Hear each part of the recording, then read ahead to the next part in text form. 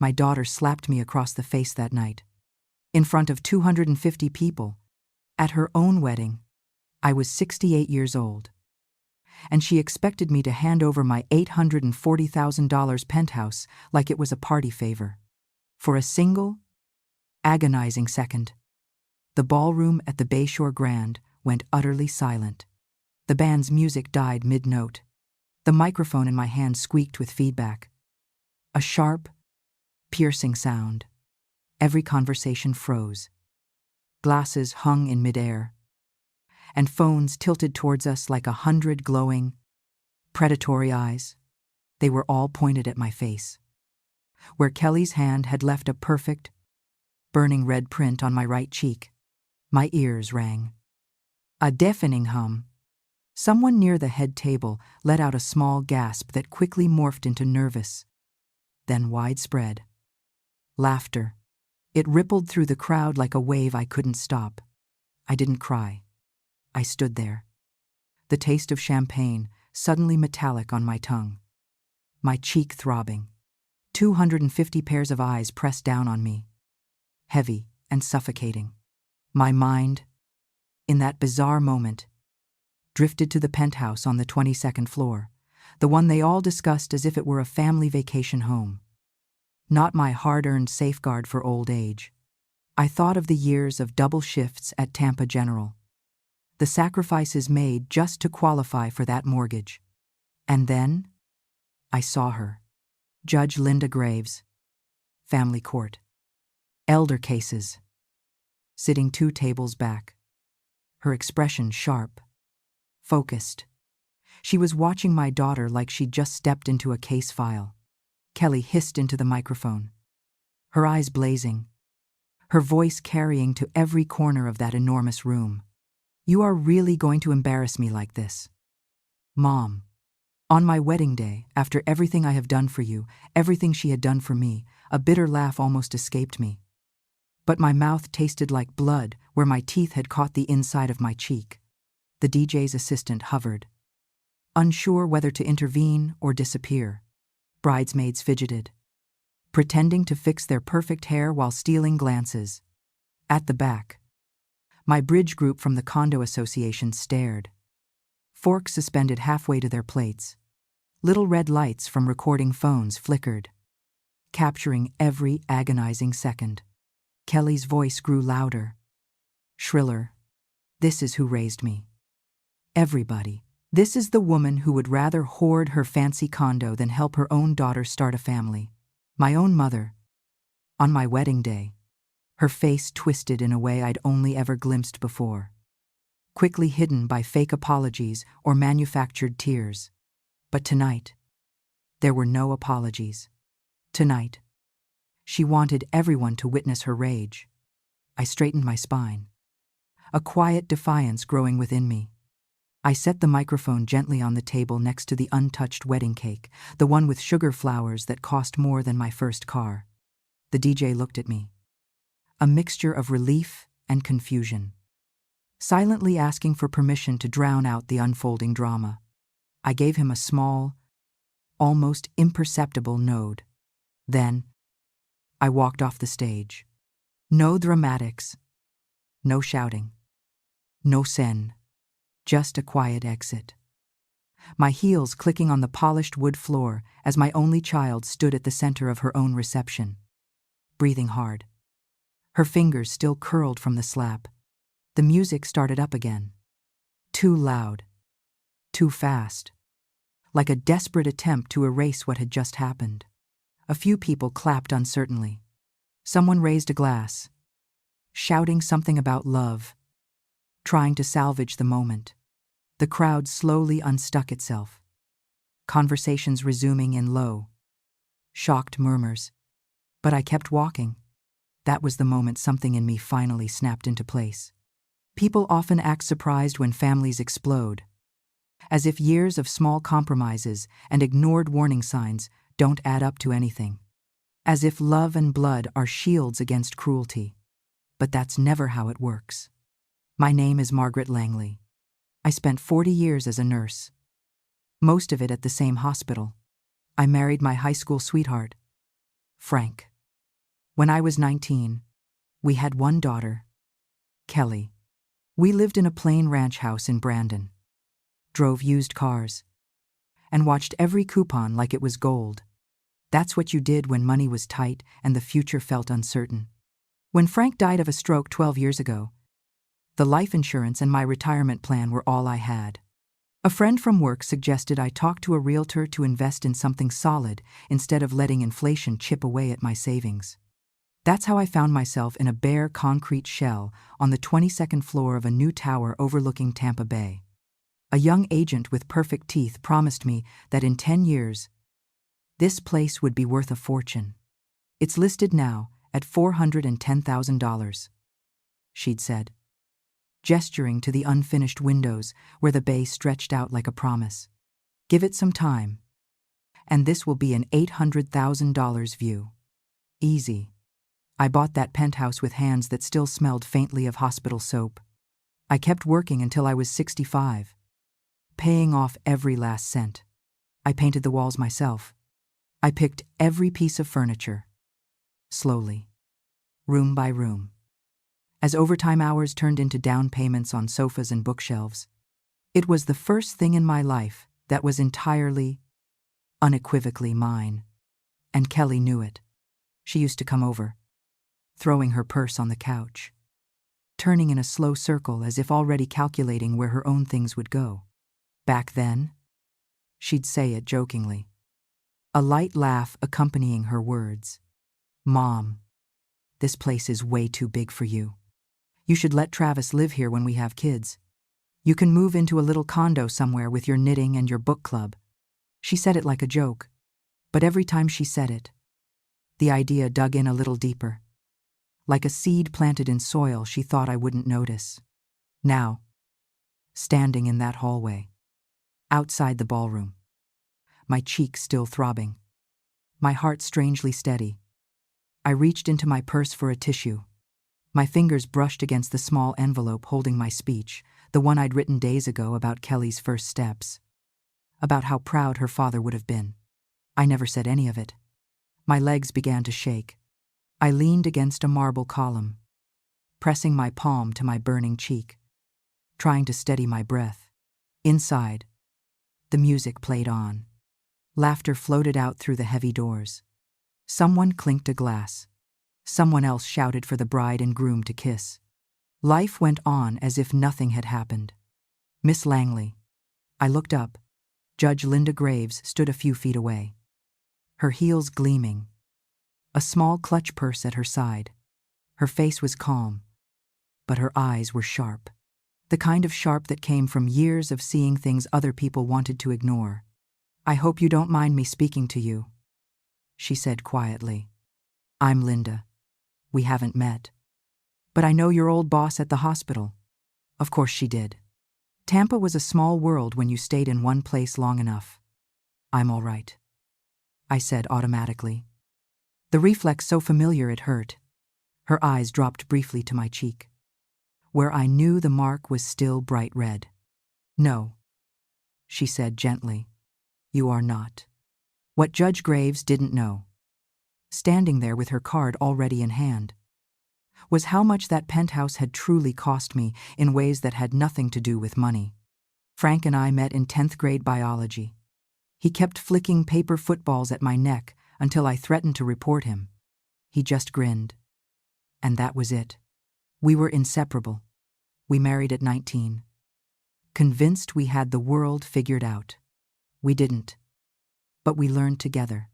Frank worked at a shipping warehouse and took night classes. I went straight into nursing school, following my mother's footsteps, knowing the work was steady.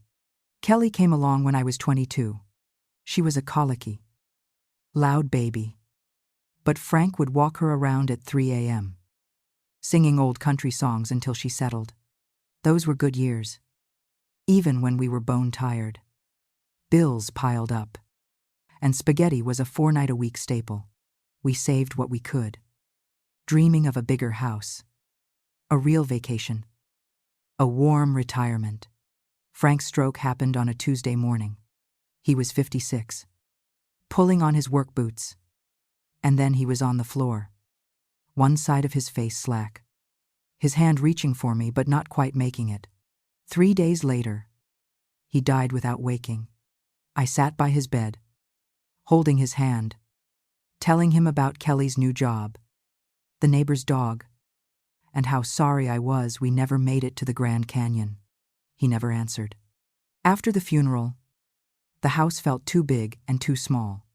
Every room held Frank, his coffee mug, his jacket, his folded reading glasses. I kept working. Grief is strange. You think it will swallow you. But you just keep going, because stopping feels worse. The life insurance payout was $60,000. My retirement account held another $150,000. It felt like a fortune and nothing at all. Both at once.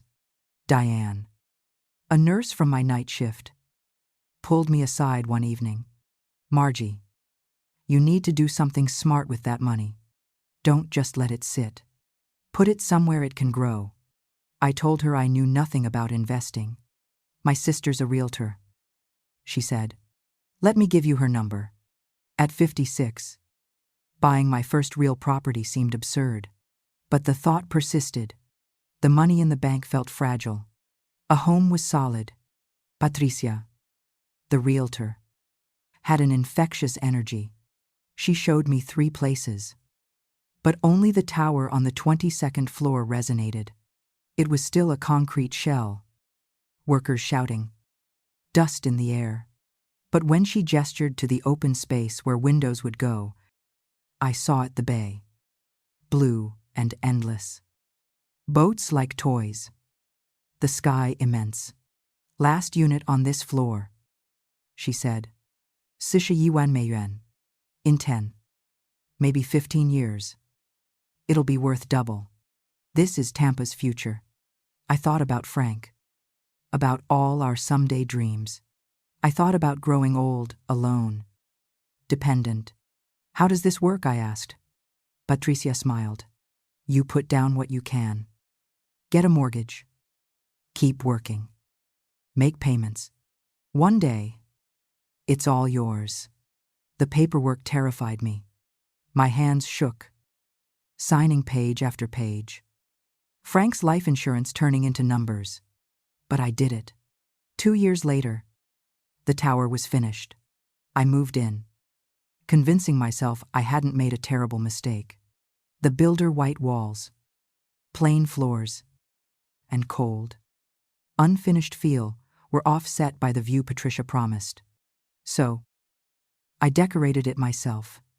Every extra shift, every couch, every curtain, and lamp, piece by piece. The penthouse became mine. It took 3 more years to pay off the mortgage entirely. 3 years of overtime. Skipped vacations. Dinners at home. The day I made that final payment, I sat on my couch with the deed in my hands and cried. This wasn't just a place to live. This was my safety. My cushion. The thing that would keep me from being a burden. A few weeks after I finished the last room, Kelly visited. She walked in, purse on the kitchen counter, taking it all in with a slow turn. Wow. Mom, she said. This place is really something. A flicker of pride warmed me. Thank you. Sweetheart. It took a while. But I think it turned out nice. She drifted to the balcony doors, looking out at the water. Her reflection a ghost against the glass. You know. Her voice light. Almost teasing. This place is way too big for you. You should let Travis live here when we have kids. You could move into a little condo somewhere quieter. Somewhere with your book club and your knitting. She laughed, as if it were the most natural suggestion. I laughed too, because I thought she was joking. But the way she looked at the view, traced the granite counter, the hope in her eyes, that should have been my first warning. Mothers, though, have a gift for explaining away what they don't want to see. Kelly was 24 when she wrecked her first car. She called me at 2 a.m., sobbing, ran a red light, totaled the car, The insurance had lapsed. Mom, I can't get to work. I'll lose my job. Please. I'll pay you back. I wrote the check the next day. $12,000 for a used Honda. She never paid me back. After a few months, she stopped mentioning it. I stopped bringing it up. I didn't want to seem petty. She was my daughter. Frank would have helped her. What kind of mother keeps a ledger against her own child a year later? It was college debt. She'd enrolled. Dropped out. Gone back. Dropped out again. Each time, she swore this was the degree. Each time, I helped with tuition, books, and fees. Student loans morphed into credit card bills, designer clothes, a new laptop, networking dinners. I'm investing in my future. Mom, she'd said, you have to spend money to make money.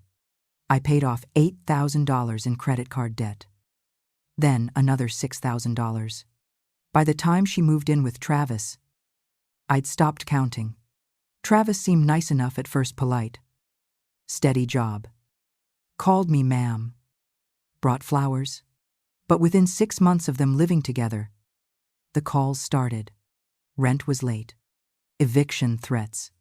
Travis's commission check hadn't come through. Could I just cover them this one time? One time turned into 3. 3 into a pattern I pretended not to notice. Frank used to say that if you rescue someone every time they stumble, they never learn to watch where they're walking. I heard his voice every time I transferred money. But I did it anyway. She's young. I told myself, she'll figure it out. I kept working extra shifts. But the penthouse was safe. That was the line I wouldn't cross. The engagement happened in March. Kelly showed up unannounced, waving her left hand in my face. Travis proposed. We're getting married. Mom, the ring was too big for someone who couldn't pay rent. But I hugged her. Told her I was happy. She dumped bridal magazines on my kitchen table. A mile a minute about venues and dresses. There's this place on the water, she said, showing me photos. The Bayshore Grand. It's perfect, but the deposit is kind of intense. My stomach tightened. How intense? $30,000, she said quickly. As if saying it fast would make it smaller. But you always said you wanted my wedding to be special. You only get one daughter. Right, and Dad would have wanted me to have something beautiful. There it was, the invocation of Frank.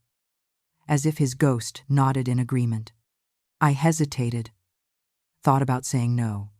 But Kelly's face was so bright, I remembered my own dreams. Even though Frank and I were married at the courthouse. I wrote the check. Then came the $4,000 dress. The flowers, the viral photographer, the cake, the band, the bridesmaid gifts. Every time I hesitated, her face fell. Her perfected expression telling me I was disappointing her. Choosing money over her happiness. Don't you want your grandchildren to have nice photos? She'd once said. Hand resting on her flat stomach. You only get one wedding. Mom, don't you want my day to be magical? My day? Today. My bank account. I kept telling myself it was fine. The penthouse was still there. As long as I had that, I could rebuild. I just needed to hold the line on that one thing. But Kelly had other plans. 3 months before the wedding, she invited me to dinner at a trendy Hyde Park restaurant. Menus without prices.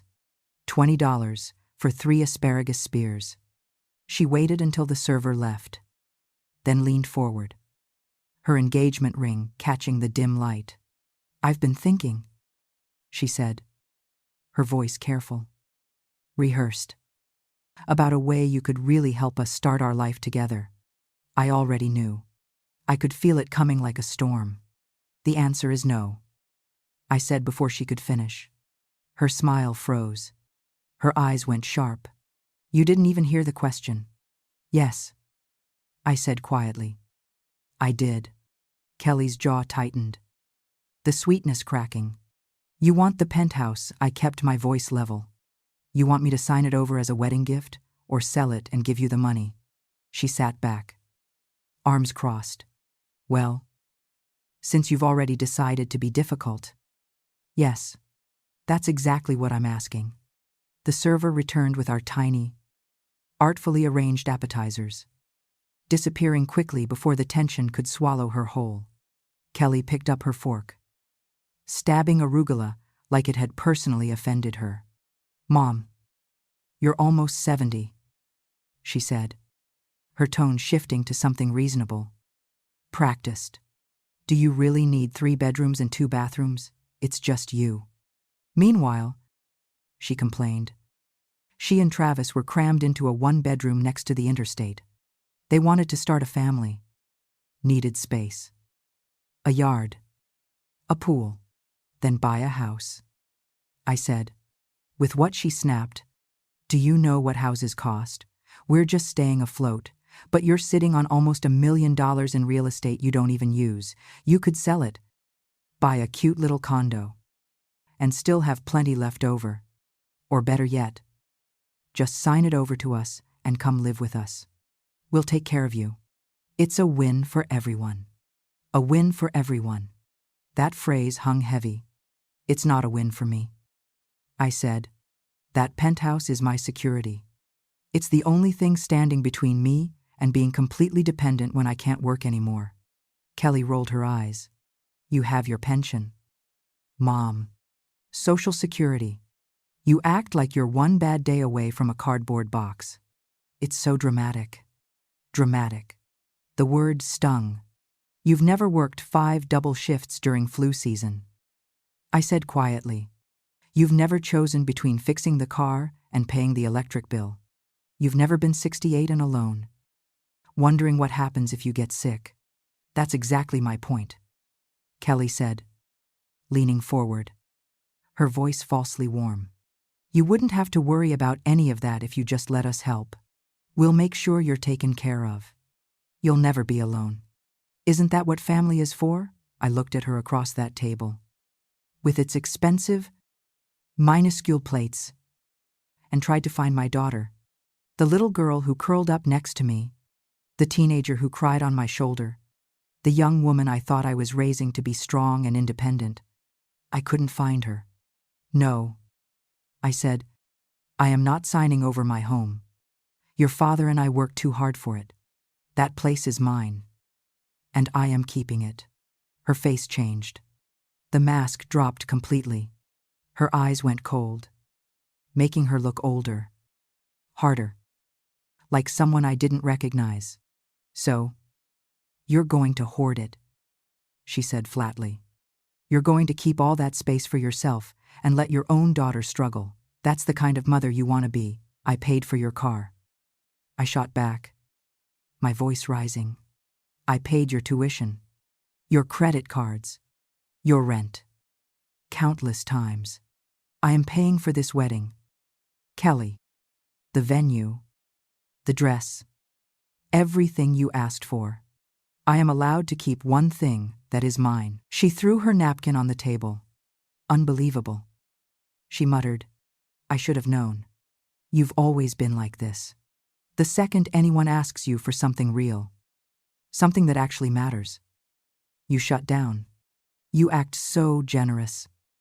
But it's all for show. Deep down, you only care about yourself. Something cracked inside my chest, like ice on a pond holding weight for too long. I think we should finish this dinner and go home, I said. Kelly stood, grabbing her purse. Don't bother. I'll get an Uber. Enjoy your appetizer. Mom. Hope it's worth it. She walked out without looking back. I sat there alone, with 2 plates of greens and a wine I no longer wanted. I paid for both meals. Of course I did. The next 2 weeks were silent. No calls. No texts. I told myself she needed to cool off.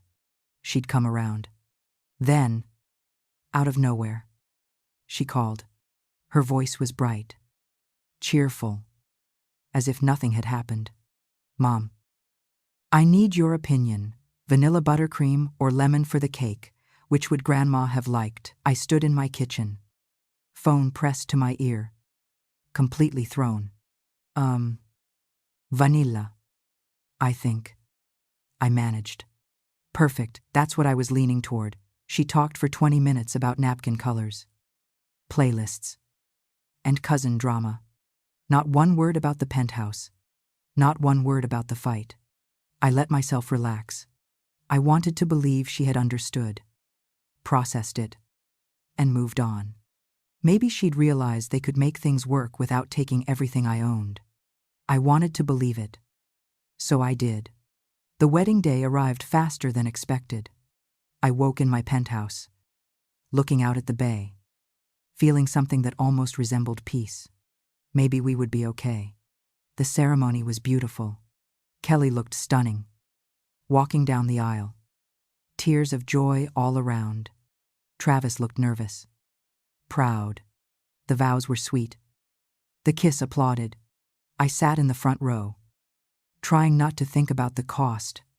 Afterwards, during cocktail hour, a bridesmaid found me. Mrs. Langley. Kelly asked me to grab you. She wants a quick family chat before the ballroom. My stomach tightened. A chat about what? The girl just smiled. She said, "It'll only take a minute." Everyone's waiting in the conference room. Everyone's waiting. I should have said no. I should have trusted the tight feeling in my gut. But old habits die hard. I followed her. The conference room was small, windowless, tucked away. Kelly stood in her gown. Train pooled around her feet. Travis hovered. Tie loosened. Face blank. The look of someone anticipating discomfort. My sister Janice leaned against the far wall, arms folded, watching me with an expectant, almost amused expression. The bridesmaid slipped out, the door clicking shut behind her. The sound felt deafening. "Mom," Kelly said. "Sugary sweet?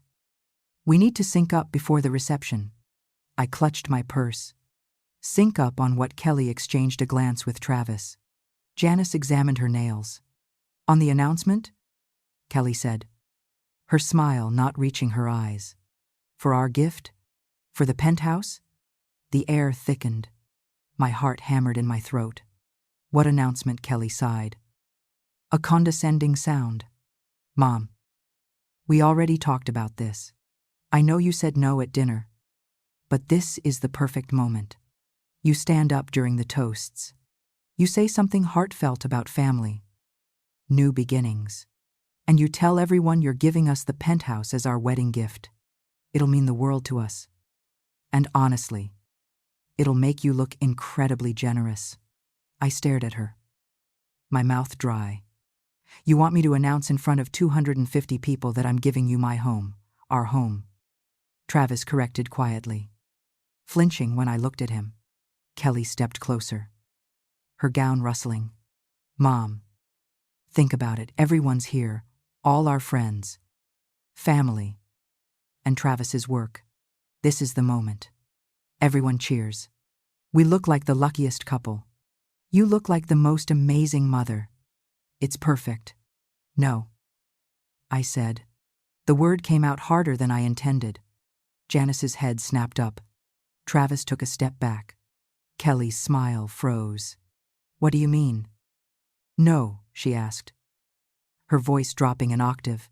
"I mean no." I said louder. "I'm not doing that. I already told you. I'm giving you a check for your honeymoon. That's my gift. I am not giving you my home. And I'm certainly not announcing it like some staged performance." Kelly's face twisted. The bride vanished. What stood before me was someone I barely recognized. "So you're really going to do this," she said slowly. "You're really going to embarrass me on my wedding day." "I'm not trying to embarrass anyone," I said. "I'm just not giving you what you're asking for." Janice pushed off the wall. "For once in your life, Margie, think about someone besides yourself. This is your daughter's wedding. Your only daughter. And you're going to act like some piece of real estate is more important than her happiness." "I paid for this wedding," I shot back, my voice shaking now. The venue, the dress, the flowers, the photographer Kelly begged for. I've given her everything. I'm allowed to keep one thing that is mine. Kelly laughed. A bitter, ugly, cold sound. You think paying for a wedding makes you a saint. Writing a few checks erases the fact that you're sitting on a fortune while your own daughter is struggling. Do you have any idea how selfish that is? Selfish. I repeated, the word metallic in my mouth. I worked 40 years to afford that place. I painted the walls myself. I picked every piece of furniture. I paid off the mortgage with overtime shifts that left me barely able to stand. And you think I'm selfish for wanting to keep it? You don't need it. Kelly hissed. You're one person in a 3-bedroom penthouse. We're 2 people about to start a family. Crammed into an apartment where the ceiling leaks and the neighbors scream all night. But sure, Mom, keep your view. Keep your fancy address. Just don't pretend you care about us. Travis cleared his throat. Maybe we should just drop it for now and enjoy the reception. Kelly whipped around to face him. Don't tell me to drop it. We talked about this. She was supposed to agree. You said she would. I never said that. Travis mumbled, his voice weak. Kelly turned back to me, her eyes blazing.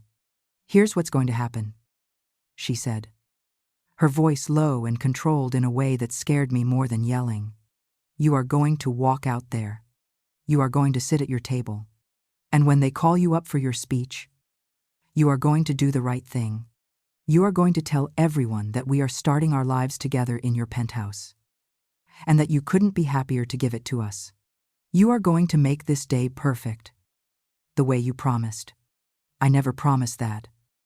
I said. You promised me a beautiful wedding, Kelly snapped. You promised you'd do whatever it took to make me happy. Well, this is what it takes. Mom, this is your chance. Don't blow it. I looked at my daughter, standing there in thousands of dollars worth of white lace I had paid for, demanding the only security I had left in this world. And something inside me finally hardened into stone. No, I said. I am not doing it. Janice threw up her hands. Unbelievable. You are unbelievable. Kelly's face went pale, then red, pale again. Her hands clenched into fists at her sides. Fine, she said, her voice shaking. Fine. Go out there and sit down and give your boring little speech about nothing. But don't think for 1 second that I'm going to forget this. Don't think this doesn't changes everything. She turned away, grabbing Travis's arm. Let's go, she muttered. She made her choice. The 3 of them walked past me. Janice bumped my shoulder as she went by, hard enough to make me stumble. Nobody apologized. The door opened. Music and laughter poured in from the ballroom. Then it closed again. I was alone in that small, airless room, my heart pounding, my hands shaking.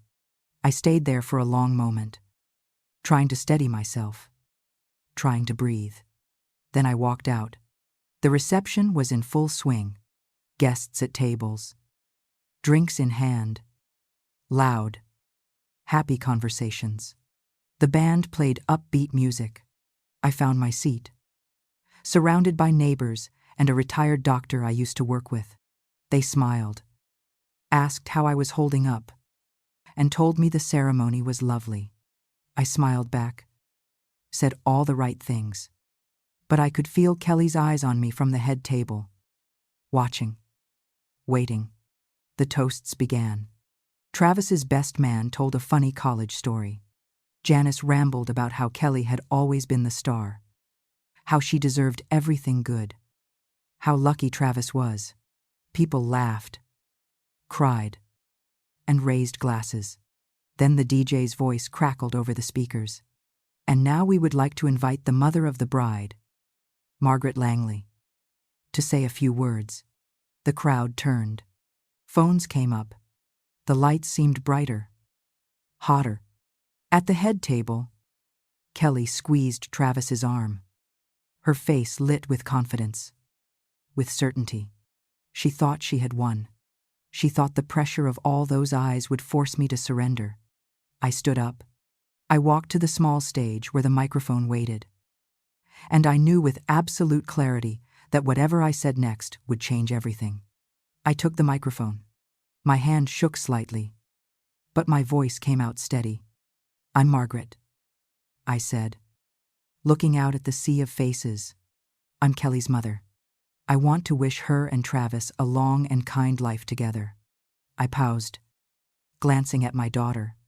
She was staring at me with wide eyes, her body tense, silently urging me to continue with the script she had written in her head. The room was quiet, expectant. Phones were recording. People leaned forward. I took a breath, and I hoped they build a beautiful future, filled with love and understanding. That was it. That was all I had to say. Kelly's face shifted. Confusion first, then panic, then something darker. She stood up, her chair scraping loudly. "And," she said, her voice cutting through the room like a blade, "my mom has a very special announcement for us." "Right." "Mom," a murmur went through the crowd. I looked at her, at the desperation barely hidden beneath her smile, at the trap she was trying to spring. "No," I said into the microphone. "I do not." The silence that followed was suffocating. Kelly's smile dropped. She took a step toward the stage, her voice rising, no longer caring who heard. "Mom, stop being shy. Just tell them I stepped back from the microphone stand. There is nothing else to tell." Her face contorted. I saw it happening before it happened. The shift from shock to rage. The way her hand came up. The slap landed across my cheek with a sound that seemed to echo off every wall. My head snapped to the side. I tasted blood where my teeth caught the inside of my cheek. My ear rang. The room tilted for just a second. Gasps rippled through the crowd. Then, horribly, someone laughed. A nervous, shocked sound that spread like a disease. Oh my God. Did she just hit her own mother? Is this part of the speech? Someone's filming this? Kelly grabbed the microphone, breathing hard, face flushed. "You selfish old woman," she snarled. Her voice amplified for the entire ballroom. "You would rather hoard your fancy condo than help your own daughter start a family. Everybody. This is what I'm dealing with. This is who raised me." She gestured at me like I was evidence in a trial. The accused before a jury. Some people looked away.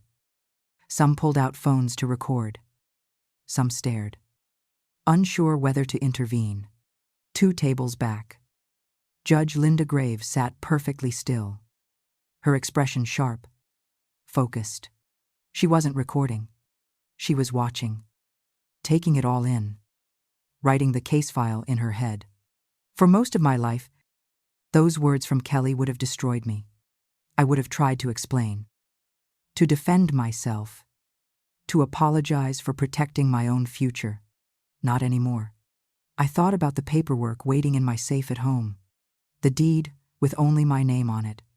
The account statements show that it took every year to pay for that view.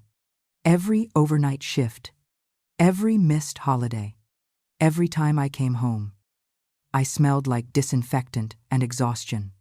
I thought about Judge Graves, about the doctors and nurses scattered throughout this room who knew what it meant when a daughter demanded a parent's assets like they were owed birthday presents. I thought about the 250 witnesses Kelly had just handed me. I set the microphone down gently. I nodded once to the DJ, who looked equal parts relieved and terrified, and I walked off the stage, 1 foot in front of the other. Back straight, eyes forward. Behind me, the music started up again, too loud, like someone was trying to drown out what had just happened. Forced conversations resumed. Someone shouted a toast about love conquering all. I kept walking. I made it to the hallway before my legs started to shake. I leaned against a marble column, pressing my palm to my burning cheek, trying to steady my breathing. The taste of blood was still thick on my tongue. "Miss Langley." I turned. Judge Graves stood a few feet away, her clutch purse in one hand, her expression calm, but her eyes blazing with controlled fury. "I hope you don't mind me speaking to you," she said quietly. "I'm Linda. We haven't met. But I know your old boss at the hospital. Dr. Patterson." Of course she did. Tampa was small when you stayed in one place long enough. "I'm all right," I said automatically. Her eyes dropped to my cheek, where I could feel the heat radiating from the mark Kelly's hand had left. "No," she said gently. "You are not. And what happened in there is not normal family drama. I see this kind of thing in my courtroom every single week." I swallowed hard. "She's my daughter. She is also an adult who just struck you in front of witnesses while publicly demanding your only major asset." Judge Graves replied, her voice low and firm. "That is textbook elder financial abuse. Even if nobody wants to use those words at holiday dinners. Elder." The words settled over me like a blanket I didn't ask for. "I don't want her arrested," I said quickly, the reflex so automatic it hurt. "She's my child." "I am not telling you what to do," the judge said. "I am telling you that you have options. You can protect your deed in ways they cannot touch. You can talk to an attorney before anyone hands you paperwork at a family meeting. You can file a report if they show up demanding that property." She reached into her purse and pulled out a business card. "If you decide you want help," she said, handing it to me, "call this number. It is my clerk. She will point you to the right resources. Nobody gets to treat you like a walking checkbook with no consequences. Not even someone you gave birth to." My fingers trembled as I took the card. Inside the ballroom, the music swelled. Someone laughed too loudly. Out here, it was quiet. I looked down at the card. "Linda Graves. Family Court." "Thank you," I whispered. She nodded once, then turned and walked back toward the ballroom, her heels clicking softly. I stood there alone for a long time, staring at that card, feeling the sting in my cheek and the strange, unexpected steadiness in my heart. Then I left. I didn't say goodbye to anyone. I walked straight out the front doors, got in my car, and drove home. The elevator ride up to the 22nd floor felt longer than usual. I unlocked my door, stepped inside, and locked it behind me. The penthouse was quiet. The view stretched out dark and glittering. I made myself a cup of chamomile tea. Then I went to the dining table and spread out every important paper I owned: birth certificate, marriage certificate, death certificate, life insurance, pension, the deed to the penthouse, and my name in bold letters at the top, my will, outdated and simple. Leaves everything to Kelly, because that was what mothers did. I laid them all out like pieces of a puzzle I had been ignoring for too long. For the first time in years, I let myself see what my daughter had become. Not what I wish she still was. Not the little girl who used to hold my hand, but the woman who had just slapped me because I wouldn't give her my home. I picked up the deed. Then I picked up Judge Graves's card. Kelly thought that a slap would scare me into surrendering everything. Instead, all she did was deliver me 250 witnesses, a family court judge, and a reason to finally protect myself. The penthouse was still mine. For the first time, I understood it was not just a place with a nice view. It was the line I had drawn in the sand, and this time, I was not moving it for anyone. I didn't sleep that night. I sat at my dining table until the sun came up, watching the bay turn from black to gray to pink. The papers still spread out like evidence I was finally ready to examine. At 8:30 in the morning, I called the number on Judge Graves's card. A woman answered on the second ring, her voice calm, professional. "Judge Graves's chambers. This is Teresa speaking." "My name is Margaret Langley," I said, my voice steadier than I felt. "Judge Graves gave me this number last night. She said you could help me find the right resources." A pause. A soft click of a keyboard. Yes. Mrs. Langley. The judge left a note for me this morning. She said you might call. I am going to connect you with someone who specializes in these kinds of cases. His name is Richard Calloway.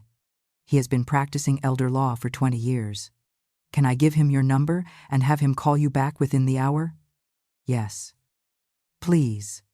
Richard Calloway called 40 minutes later. His voice was warm, grandfatherly, but with an underlying steel. Mrs. Langley, he said. Judge Graves filled me in on the basics. I want you to know that what happened to you last night was not acceptable. And more importantly, it does not have to happen again. We met in his office that afternoon. He offered me coffee. I accepted, though my hands still shook.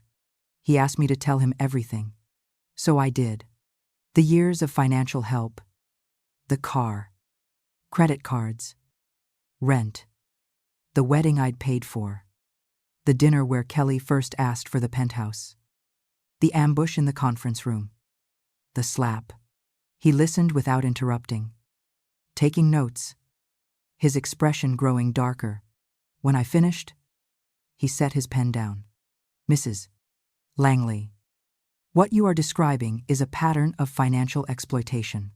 Your daughter has been conditioning you for years to see your assets as hers. The wedding incident escalated it. But this has been building for a long time. I just want to protect what is mine. I said quietly. I don't want to hurt her. I just want her to stop. I understand, he said. But you need to be aware. People who behave this way don't usually stop on their own. Especially when you set boundaries. They escalate. They try new tactics. And one of the most common is attempting to gain legal control over your finances and medical decisions. My stomach dropped. You mean guardianship, exactly, he said. They might file petitions claiming you're mentally incompetent or being manipulated.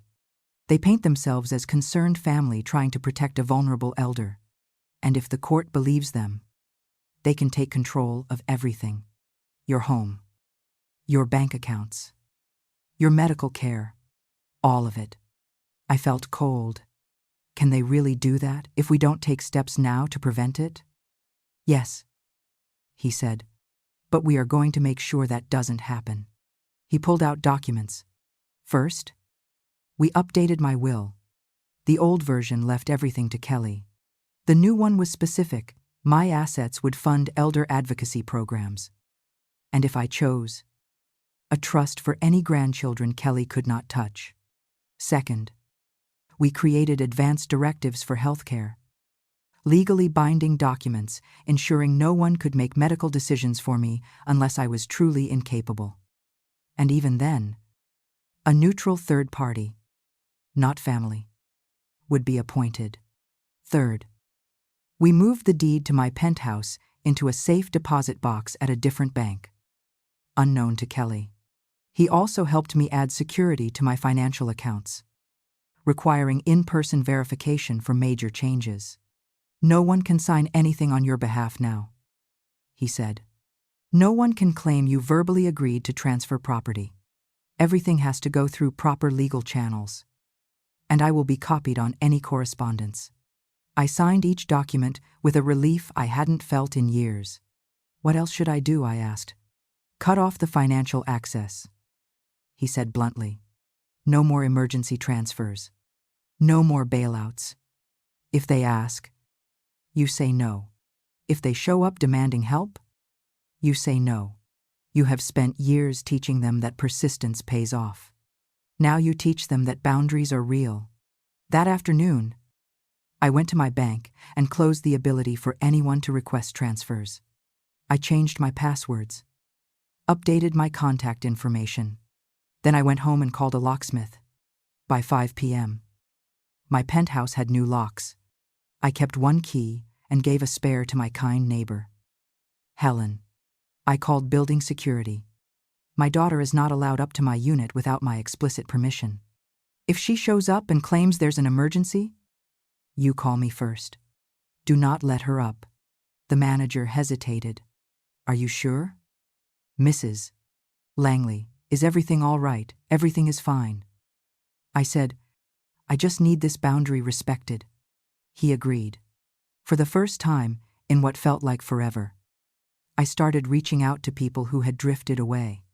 Old coworkers, neighbors who played cards on Thursday nights, friends who treated me like a person, not a wallet. I joined them for the bridge that week.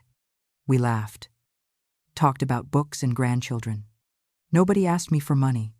Nobody guilt-tripped me. I felt lighter. 3 days after the wedding, I was making dinner when there was a knock. I checked the peephole. Kelly stood in the hallway. Travis was beside her. And behind them, arms crossed, expression hard, was Janice. None of them was smiling. I kept the chain on. The door opened just wide enough. Hi. Mom, Kelly said, her voice soft, tentative, like she was the wounded daughter seeking peace. Can we come in? We just want to talk. Talk out here, I said. Travis shifted uncomfortably. Janice raised an eyebrow. Kelly's smile faltered, then recovered. Mom, come on. Don't be like this. We're family. Can we please just come inside? You can say what you need to say from there. She took a breath, clasping her hands. A rehearsed speech forming. I came to apologize, she said, for what happened at the wedding. I was completely out of line. The stress got to me. I just snapped. I never should have hit you. I am so sorry. The words sounded right, but her eyes were wrong flat. Calculating. Okay, I said. Apology noted. That's it, Janice cut in. She comes here to apologize. And you're just going to stand there with the door chained. I appreciate the apology, I said, keeping my voice even. But I'm not ready to let anyone in right now. Kelly's face tightened. Mom, I'm trying. I know I messed up. But you're making this so much harder. Can you please just let us in so we can talk properly? We can talk like this. Travis cleared his throat. Mrs. Langley, we're not here to fight. We just want to make sure you're okay.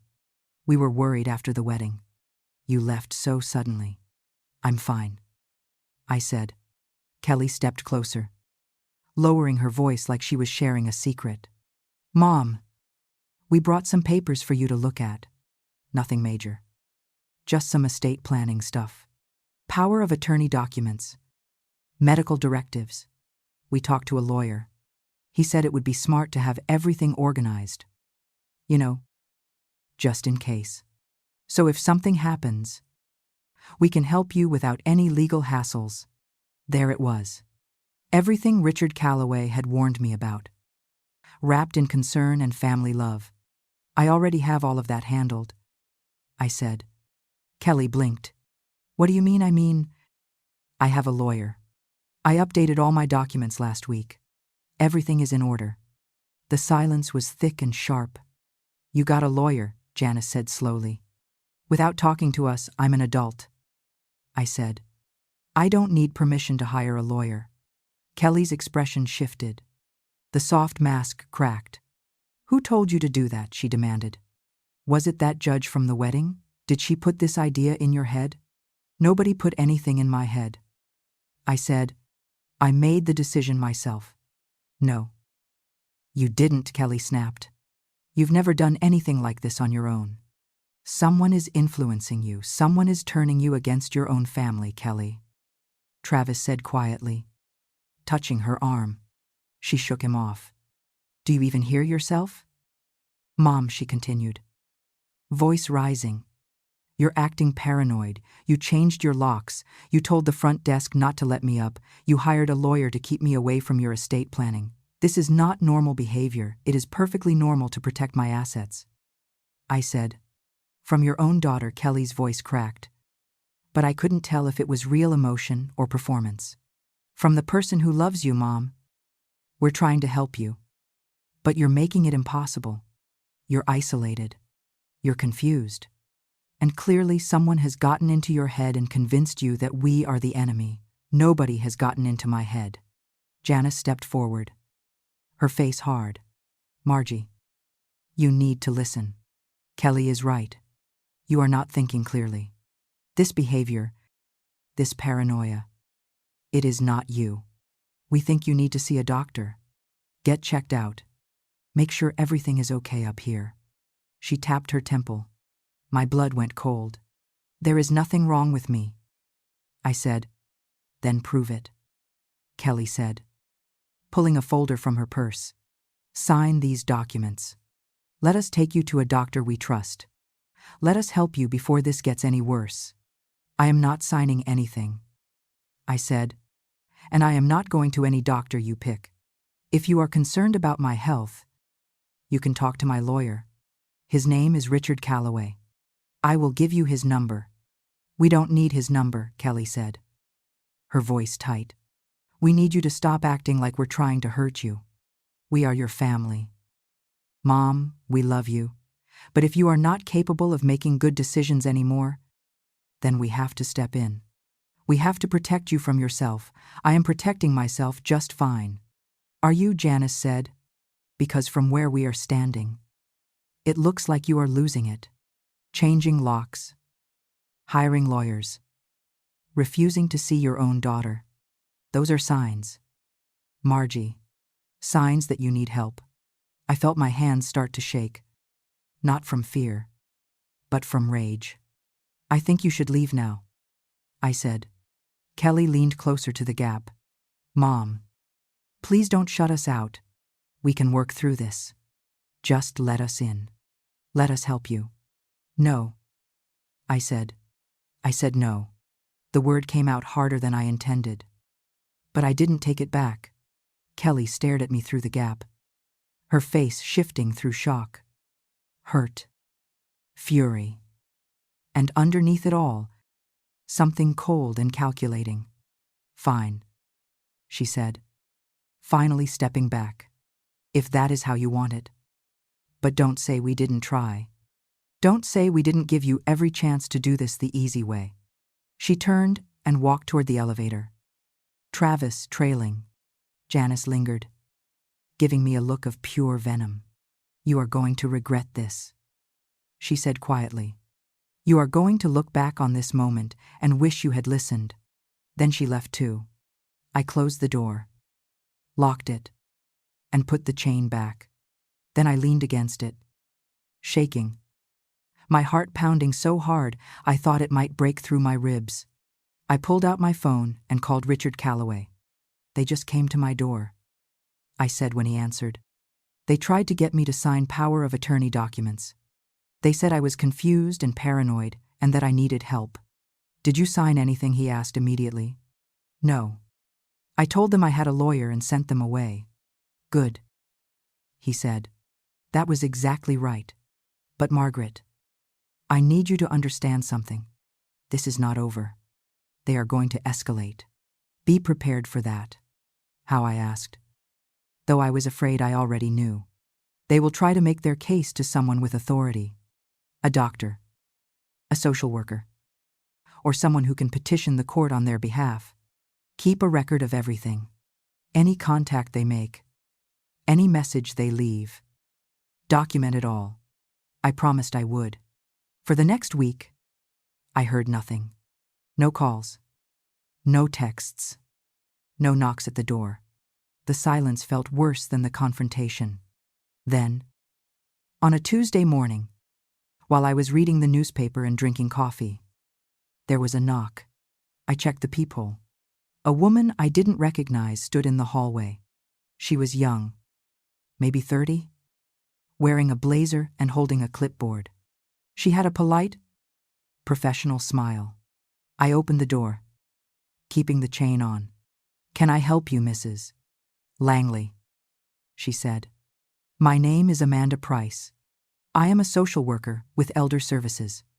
I was hoping I could speak with you for a few minutes. There has been a report filed that you may be having difficulty managing your affairs, and I am here to do a wellness check. My stomach dropped. A report from who, I asked.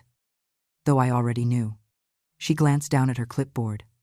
I am not at liberty to say, but I assure you, this is just a routine check. May I come in?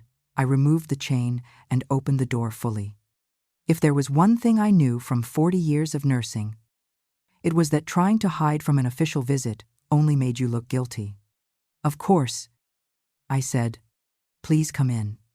Amanda Price stepped inside, her eyes scanning the penthouse with the practiced efficiency of someone trained to spot red flags. I watched her take in the clean floors, the organized bookshelves, the lack of clutter. Her expression stayed neutral, but I saw the slight surprise in her eyes. Whatever she had been told to expect, this was not it. Can I offer you some water, coffee? I asked. Water would be lovely. Thank you. I poured her a glass from the filtered pitcher in my refrigerator. My hands steady. I gestured toward the dining table, and we both sat down. She clicked her pen and positioned her clipboard. Mrs. Langley. As I mentioned, we received a report expressing concern about your well-being. I want to assure you this is not an investigation. This is simply a conversation to make sure you have the support you need. Can you tell me a little about yourself? I am 68 years old, I said. I worked as a registered nurse at Tampa General for 40 years before I retired 3 years ago. I live alone. I manage my own finances, my own medications, my own household. I have a lawyer, Richard Calloway, who helps me with estate planning. She wrote everything down. And do you have family in the area? I have a daughter, Kelly, and a sister, Janice. How often do you see them? Not as often as I used to, I said carefully. We disagreed recently. Can you tell me about that disagreement? I debated how much to say. Then I decided honesty was my only real defense. My daughter asked me to give her my penthouse as a wedding gift. I said no. She became upset. Since then, there has been tension. Amanda nodded. Still writing. And the report we received mentioned concerns about confusion, isolation, and possible outside influence. Can you speak to that? I am not confused, I said. I pay my bills on time. I manage my medications without assistance. I have a social life with neighbors and friends from my building. As for outside influence, I hired a lawyer to protect my assets after my daughter tried to pressure me into signing over my property. That is not confusion. That is common sense. Something shifted in her expression. The professional mask slipped a little, and I saw doubt creep in. The report described you as volatile and potentially unable to make sound decisions, she said slowly. But I have to say, Mrs. Langley, you seem perfectly lucid to me. That is because I am. I said, whoever filed that report is not concerned about my well-being. They are concerned about my property. She set her pen down. Off the record, Mrs. Langley. I see this more often than you would think. Family members file wellness reports, hoping we will recommend intervention. And then they use that as leverage in court. But I am not going to recommend anything here. You are clearly competent. Your home is well maintained. You have support systems in place. I will file my report accordingly. Relief flooded through me. Thank you.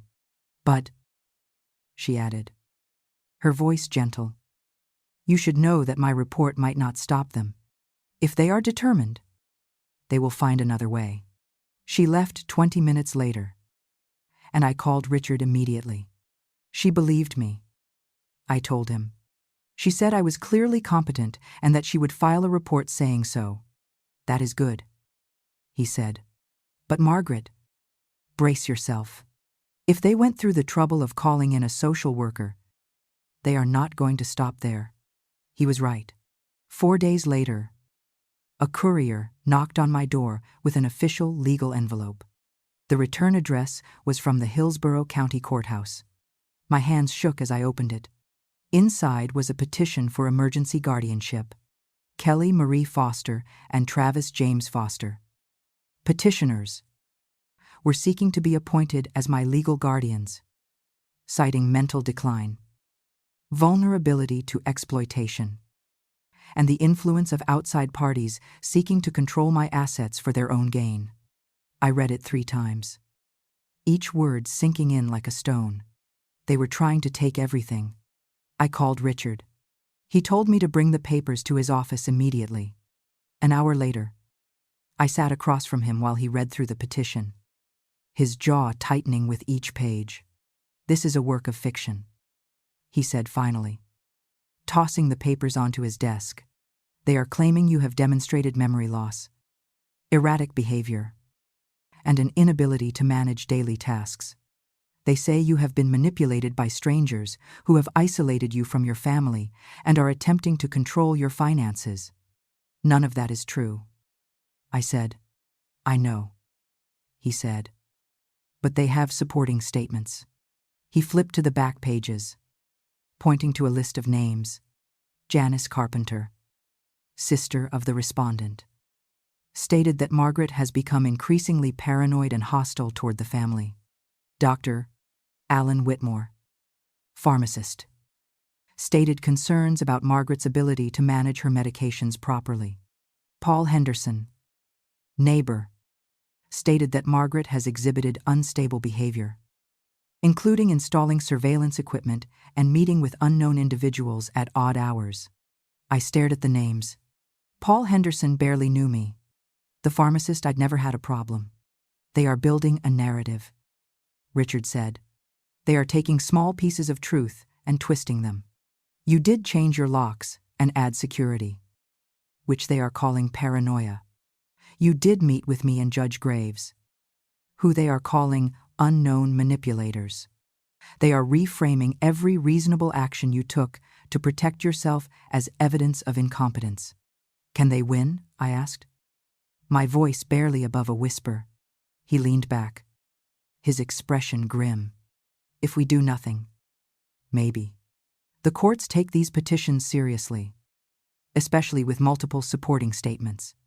But we are not going to do nothing." He pulled out a blank legal pad. "Here is what we are going to do," he said. "We are going to gather our own evidence. We are going to prove that you are fully competent, that their claims are fabricated, and that their real motivation is financial. We are going to show the court exactly who your daughter is and what she is trying to do. How we start with the people on their list," he said.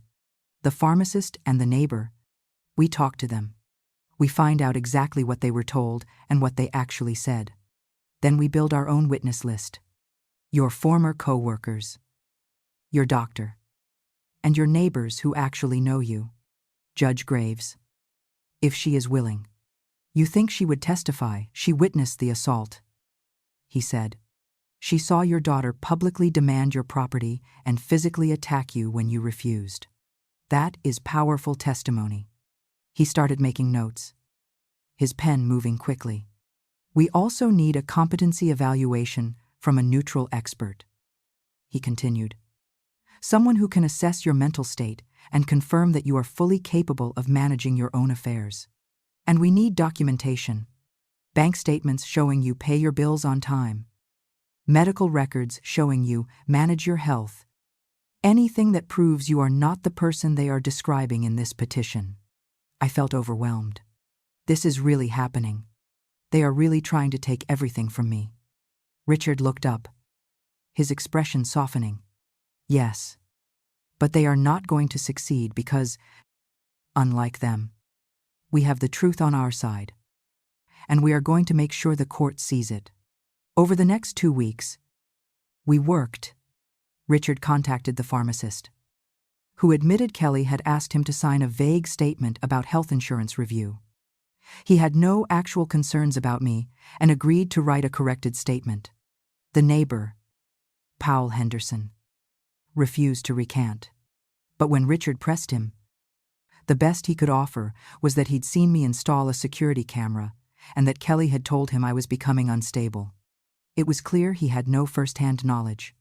We gathered our own witnesses, my former supervisor from Tampa General, who could speak to my competence, the president of my condo association, who confirmed I paid fees without issue, 3 friends from my bridge group, who saw me weekly and knew I was sharp, engaged, and independent. And Judge Graves agreed to testify. What happened at that wedding was not a family squabble, she told Richard during a call I was present for. It was financial abuse in real time. I will tell the court exactly what I saw.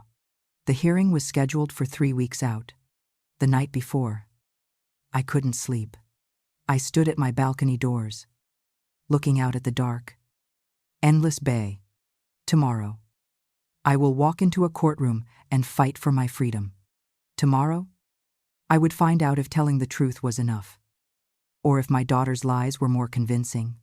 I woke to gray light filtering through my curtains. Having slept maybe 2 hours, I showered, dressed in a navy suit, and tried to eat breakfast. The toast sat untouched. Coffee was the only thing I could stomach. Richard had told me to meet him at the courthouse at 8:30. The hearing was at 9. I arrived early. The Hillsborough County Courthouse loomed. All concrete, glass, and authority. I'd driven past it 1,000 times, never imagining I'd walk through its doors as a defendant in my own competency hearing. Richard met me at the entrance, briefcase in hand, a reassuring expression on his face. "How are you holding up?" he asked. Terrified. I admitted. "Good," he said. "That means you understand what's at stake. But Margaret, trust me today. We've done everything right. We have the evidence. We have the witnesses. The truth is on our side." We walked through security, everything feeling surreal. Richard led me to a small conference room where our witnesses gathered. My former supervisor, Catherine, hugged me tightly. "I can't believe Kelly is doing this to you. After everything you did for that girl," she whispered. Helen, from the condo association, arrived with my payment history. "You're the most responsible person in that building," she said firmly. "I'll make sure that judge knows it." My bridge partners came together, all furious on my behalf. "We'll tell them exactly how sharp you are," Dorothy said. "Last week, you remembered every card played in 3 different hands. If that's dementia, I want some." Judge Graves arrived last, dressed in a charcoal suit, her expression serious. She nodded at me, then spoke quietly with Richard, handing him a folder. Documents, I assumed. Evidence. At 8:45, Richard checked his watch. The other side should be here by now. "Let's go see." We walked down the hallway. I saw them. Kelly was near the water fountain, in a pale blue dress and pearls. Her hair perfect. She looked like someone's idea of a concerned daughter, wholesome, worried, loving. Travis hovered, hands in pockets, face uncertain. Janice leaned against the wall, watching like a sentry. Their lawyer? A tall man with silver hair and an expensive watch. Went over paperwork with them. Kelly looked up and saw me. For a second, something flickered across her face, guilt. Maybe. Or doubt. It was gone so fast I might have imagined it. She turned back to her lawyer, said something that made him nod. Richard touched my elbow. "Don't engage. We say nothing to them until we're in front of the judge." I followed him into the courtroom. It was smaller than I expected, wood paneling, rows of benches. The judge's bench elevated and imposing. An American flag stood in the corner. We took our seats. Kelly, Travis, Janice, and their lawyer took the table on the right. Our witnesses sat behind us. At exactly 9, the bailiff called out, "All rise." Everyone stood. The judge entered, not Judge Graves. Of course, she was a witness. This was Judge Thomas Harrington, a man in his 60 seconds with gray hair and reading glasses. I had looked him up 30 years on the bench. Family court specialist. Reputation for being fair but tough. He sat down. We all sat down. This is a hearing regarding the petition for emergency guardianship filed by Kelly Foster and Travis Foster concerning Margaret Langley. He said, his voice deep and measured. I have reviewed the submitted documents from both parties. We will hear testimony today, and I will make a determination based on the evidence presented. Counsel for the petitioners. You may begin. Kelly's lawyer stood up. Thank you. Your Honor, we will show that Mrs. Langley is a beloved mother and a woman who dedicated her life to service. But unfortunately, in recent months, she has experienced a decline that has left her vulnerable to manipulation and unable to make sound decisions regarding her welfare and her estate. We believe guardianship is necessary, not as punishment, but as protection. He gestured toward Kelly. My clients love their mother. They are here today not because they want control, but because they want to ensure she is safe. I felt my jaw clench. Richard's hand appeared on my arm, steadying me. The petitioners will present testimony from family members and community witnesses who have observed concerning behavior. The lawyer continued. Isolation, paranoia, uncharacteristic hostility toward loved ones, influence from parties with potential financial motives. All of these are consistent with someone who is no longer able to manage their own affairs. He sat down.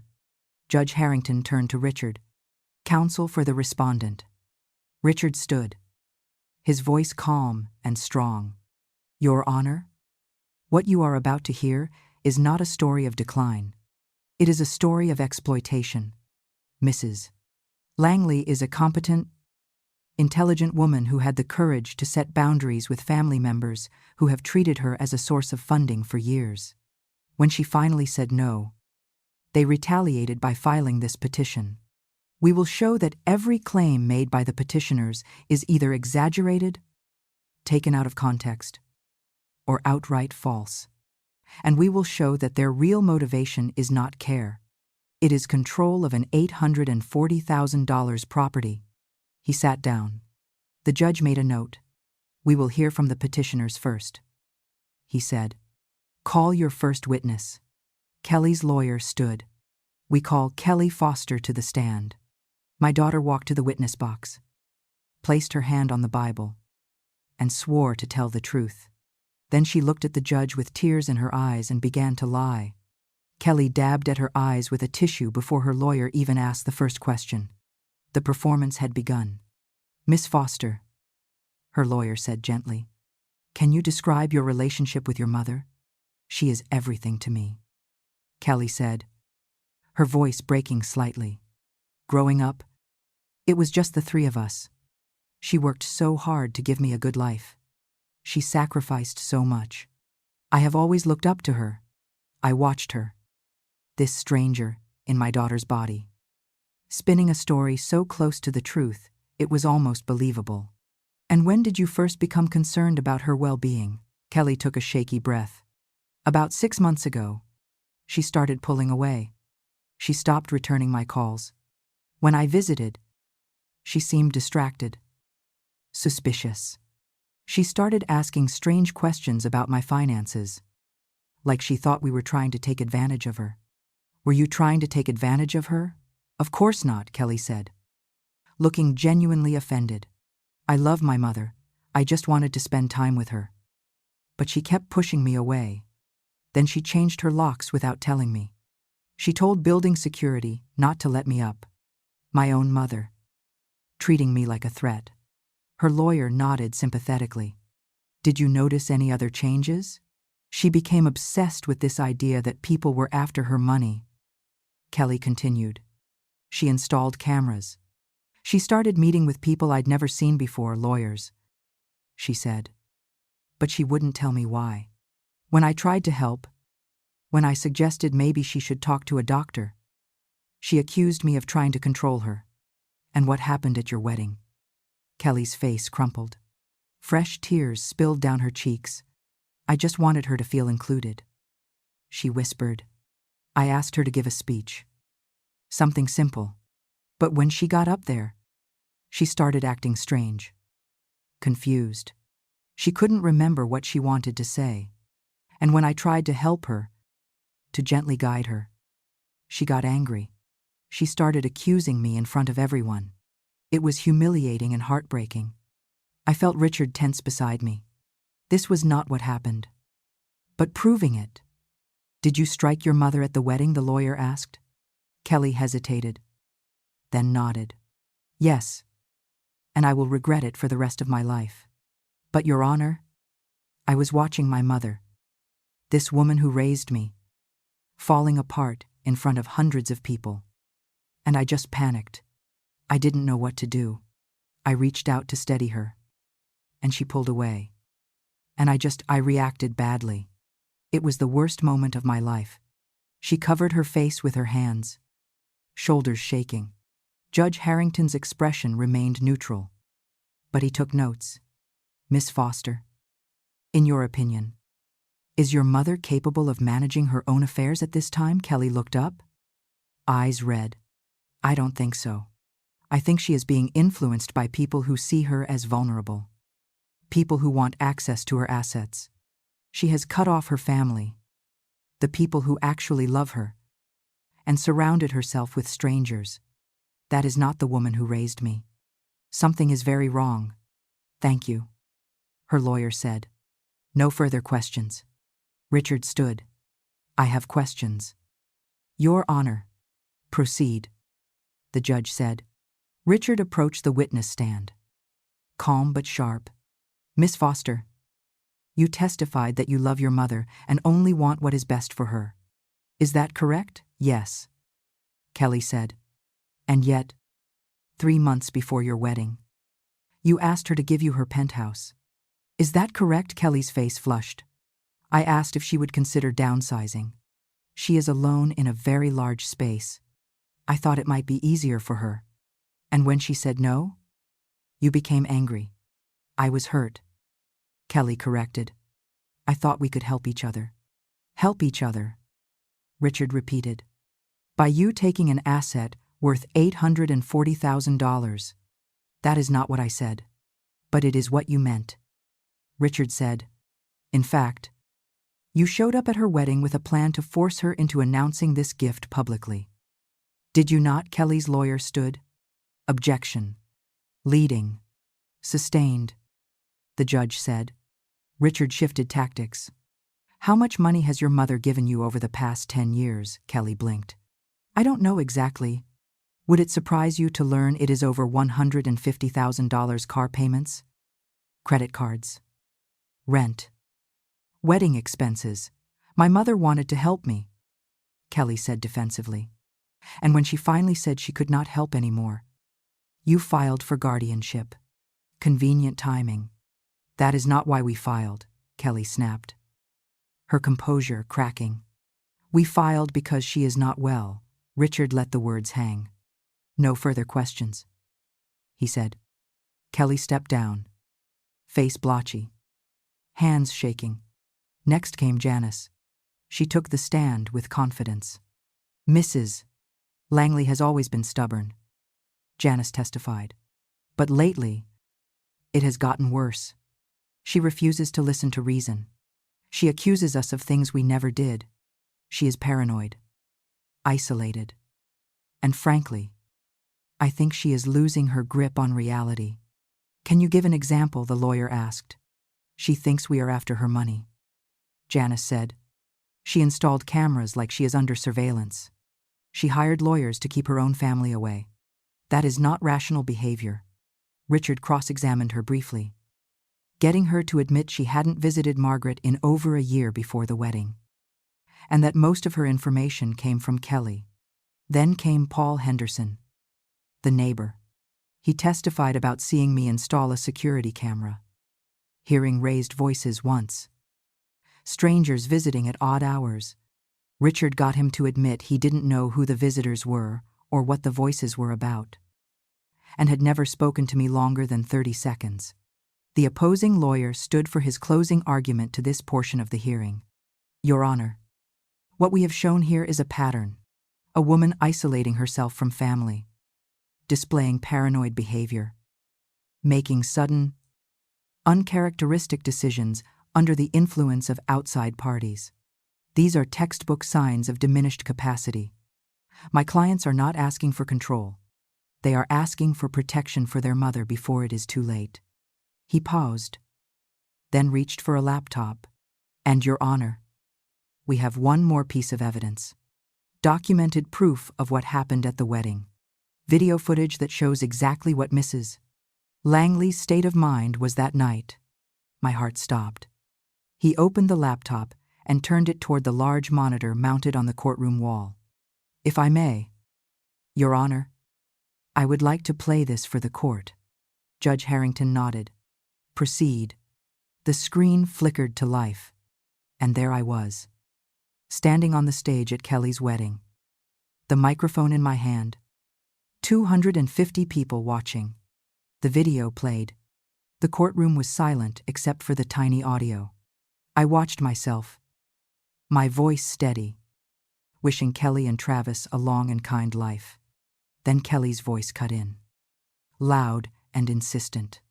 And my mom has a very special announcement for us. Right. Mom, the camera caught everything.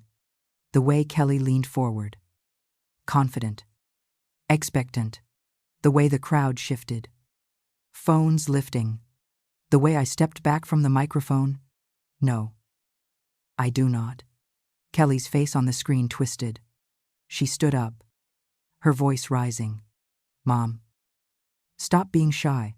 Just tell them there is nothing else to tell. Then came the slap. The sound echoed through the courtroom just like it had echoed through that ballroom, my head snapping to the side. The shocked gasps. The terrible laughter. And then Kelly's voice. Venomous and clear. You selfish old woman. You would rather hoard your fancy condo than help your own daughter start a family. Everybody. This is what I am dealing with. This is who raised me. The video kept playing. Kelly ranting. Me setting the microphone down calmly, walking away while she stood there breathing hard. Hands still raised. Judge Harrington reached forward and paused the video. The frozen image showed Kelly mid-rant, her face contorted with rage, while I walked away in the background. My cheek red, my spine straight. The judge looked at Kelly's lawyer. Counselor, what exactly am I supposed to be seeing here that supports your client's petition? The lawyer cleared his throat. Your Honor, you can see Mrs. Langley's confusion, her inability to complete a simple task, the distress it caused. What I see, the judge said slowly, is a daughter publicly demanding her mother announce a gift of property worth nearly $1 million. I see the mother declining. And I see the daughter striking her mother in front of witnesses when she did not get what she wanted. He turned to Kelly. Miss Foster, you testified that you reached out to steady your mother and accidentally made contact. This video shows something very different. Kelly's face went white. Your Honor, I was upset. I made a mistake.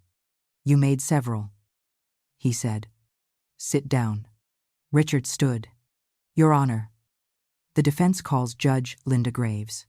Judge Graves took the stand, swore to tell the truth. She settled into the witness chair with the bearing of someone who had spent decades in courtrooms. Richard approached. Judge Graves, can you explain how you came to be at the wedding? I was there as a guest of Dr. Fees. Patterson, Chief of Staff at Tampa General Hospital. Mrs. Langley and I had never met, but I was familiar with her by reputation. And what did you witness that evening? Judge Graves looked directly at Judge Harrington. I witnessed a daughter physically assault her mother in front of 250 people after the mother refused to give up a valuable asset. I have spent 20 years in family court specializing in elder cases. What I saw was not a confused woman being helped. It was financial abuse in real time. The courtroom was utterly silent. In your professional opinion, Did Mrs. Langley appear confused or incompetent? Absolutely not. Judge Graves said firmly. She appeared calm, rational, and in full control of her faculties. She set a boundary and maintained it even under extreme pressure. That is not incompetence. That is strength. Thank you, Richard said. No further questions. Kelly's lawyer stood for cross-examination, but seemed to think better of it. No questions. Your Honor, Richard continued. He called Catherine, my former supervisor, who testified about my 40 years of competent professional work. He called Helen from the condo association, who brought documentation showing I had never missed a payment or meeting. He entered the corrected statement from the pharmacist, who clarified that he had no concerns about my medication management and had been misled. Then came the expert witness, a geriatric psychiatrist who had evaluated me 2 weeks earlier. In my professional opinion, she testified, Mrs. Langley shows no signs of dementia, cognitive decline, or diminished capacity. She is articulate, organized, financially literate, and fully capable of managing her own affairs. Any suggestion otherwise is not supported by medical evidence. Richard rested his case. Judge Harrington reviewed his notes for what felt like an hour, but was probably only 5 minutes. Then he looked up. I have heard enough, he said. The petition for guardianship is denied. Kelly let out a small gasp. Travis put his head in his hands. The judge continued, his voice hard. What I have seen today is not a family trying to protect a vulnerable elder. What I have seen is a transparent attempt to gain control of valuable assets through legal manipulation. Miss Foster. Mr. Foster. You should be ashamed. And you should know that if there are any further attempts to control Mrs. Langley's property or affairs, I will not hesitate to refer this matter for criminal investigation. He looked at me. Mrs. Langley, you are free to go. Your property remains yours. Your decisions remain yours. I suggest you keep your lawyer's number handy. He banged his gavel. It was over. Richard squeezed my shoulder. Behind me, Catherine was crying. Judge Graves nodded at me with something that looked like respect. I stood on shaking legs and walked out of that courtroom. A free woman. In the hallway, Kelly caught up to me. Mom, please, she said, her voice desperate. Now, can we just talk? I made mistakes. I know I did. But we are still family. That has to count for something. I turned to face her. You stopped being family the night you slapped me for refusing to give you my home. I said quietly, you are my daughter. I will always love the little girl you used to be. But I am done being treated like a bank account with a heartbeat. I walked away. She did not follow.